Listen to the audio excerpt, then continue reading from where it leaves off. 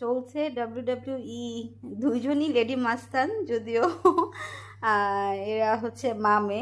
হঠাৎ করে মিঠু রাগ হয়ে যায়, তাই সে হামলা করতেছে তার মেয়ের ওপরে।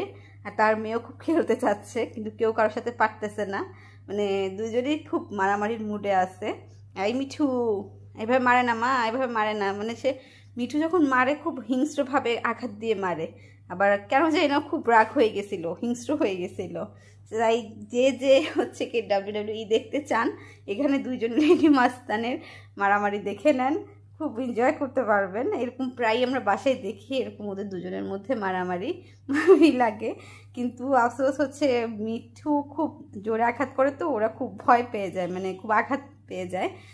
ও মিঠির সাথেও এরকম মারামারি করে, গিয়ে দেখতে এরকম করে মারামারি করে না, মানে গিয়ে ও একটু দূরে সরে যাচ্ছে তা হবে না, সেই ওরে গিয়ে মারতে হবে, মানে এতটা রাগ হয়েছে ওর।